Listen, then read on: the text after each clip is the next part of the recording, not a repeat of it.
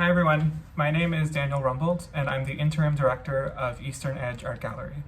Today we wanted to make a quick video talking about our FARR program and walking you through the submission guidelines. Eastern Edge Gallery is a registered charity and a nonprofit artist-run center. Since opening our doors in 1984, we've been trying to find new ways to support our artists. Right now we recognize that the artists of Newfoundland and Labrador need our support. And so we're hoping to do so by providing professional fees and resources through the FARR program. Since the beginning of physical distancing and working from home, Eastern Edge has ensured that all of our artists are still being paid professional fees.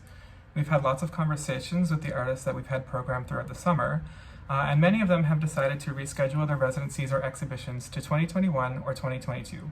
So we look forward to sharing that work with you, and we can't wait for you to see it. So far, we've been very lucky and able to host 3 remote artist residencies so that artists could continue their work from across Canada. This has been in the form of public events, workshops, artist talks, meet and greets, you name it. So we're very thankful to those 3 artists, Fanny, Drew, and Ashley, who have done these residencies and remained adaptable and flexible at every step of the way. And so now we want to take it a step further, which is why we developed the FARR program. So FARR stands for Flexible, Adaptable, Remote, and Responsive Programming. This was created after several months of back and forth with the programming committee, our board, our staff, and by talking to the community, because we want this to be something that everybody feels like they can avail of. So we start by selecting 2 artists for each 6-week time slot, which we plan to maintain well into the fall, probably the end of October or November. The FARR program has 2 pretty simple components. The first component of the FARR program is a presentation of your work. So this can look different for everyone. It can be an artist talk, it can be a studio tour, it could be an interview, it could be a series of blog posts. We want you to pick something that best fits your practice. The Eastern Edge team will also meet with you, and we can talk about the details once the selection committee has made their choices. The second component of the FARR program is the community conversation. This will be a conversation between our 2 selected artists and a 3rd moderator. You'll be encouraged to explore the current barriers within your practice, but to also share the strategies that you've developed that have helped you aid in creating your work throughout those 6 weeks. The FARR program is a great way for the artists of our province to gain more professional experience while working with an artist-run center and developing a project. We value the perspectives of our artists, and while this is not a grant that will fully fund your project, we want to make sure that you're being fairly compensated for the presentation of your work and for the conversations that are developed throughout this project. So, how do you apply for the FARR program?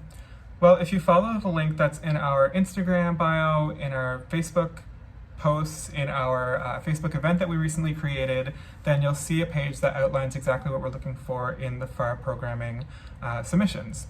These are definitely flexible guidelines though, so please get in touch with us if you're having difficulty with them or if you have any questions. The first thing that you'll need to apply is a CV or a resume. Now, a CV looks different for everybody, so we aren't judging you on the format of your CV or how much professional art experience you have. The selection committee just wants to see that you have a history of involvement with the arts or that you've been taking steps to develop your own art practice.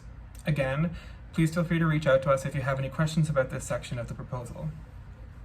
The next section is an artist statement. Now, we write in a maximum of 500 words, but please don't feel pressured to write that much if you're able to say what you want in a couple of short paragraphs.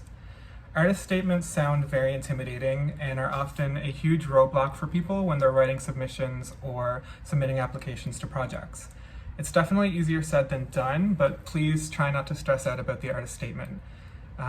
The artist statement truly is just a chance for you to talk openly and freely about your project, about what inspires you, and any information that you think will help paint a picture for the selection committee. Again, there's no format or any specific type of academic writing that we're looking for in an artist statement. We just want to hear what you have to say, and we want to hear it in your own words. The last written section of the submission is just a 1-page proposal outlining your current project and how you think that Eastern Edge can help support this project. This is where you can talk more specifically about what you want to be doing, or what you're currently working on, or what you want to be working on throughout the duration of the project.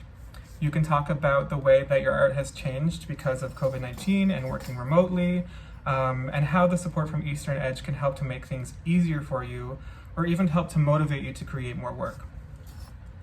So this is also the section of the application where you can start to brainstorm ideas about how you would like to present your work through Eastern Edge's networks. Like I said, maybe you want to do an artist talk. Maybe you would like to do a video tour of your work, of your studio. Maybe you want to go for a walk outside and document your journey and your thoughts and your process in a blog post. We're going to be going into this very open-minded. We want to hear how you want to be represented, and we want to help you feel comfortable in the way you represent your work. So the ideas can also change as this project goes along. You could find you are 2 or 3 weeks into your duration of the project and you suddenly decide, oh, an artist talk doesn't work for this. That's not a problem. Just reach out to us and we will help you come up with a new solution. The last thing we want you to include in the submission is up to 5 images of previous artworks or works in progress. So these works can be finished, they can be something you're working on right now, it can even be sketches for future work.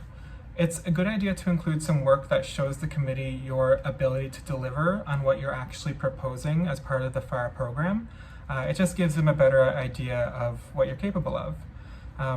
It's a small selection of images, which can sometimes be intimidating, but I think that you just need to think of it as a sample of your work, rather than your best 5 or your top 5. Try to give us some images that make us want to see more. So the FARR program has been in development since March of this year. We've been discussing it within our staff, within our board of directors, and specifically within our programming committee. So we're very, very happy and proud to finally be able to share it with the artists of our province. In saying that, we would love for you to share this opportunity with the artists in your life, with people who you think just need a bit of a push, need someone there to support them. Because Eastern Edge is truly here to be those people. We want to be able to foster emerging artists. We want to be able to support people who feel like they're further along in their career, but they want to try out new ideas. Or maybe they're hitting a lull, because there's a lot going on in the world right now. If Eastern Edge can do anything to support you in this way, please forward them this opportunity, and feel free to get in touch with us.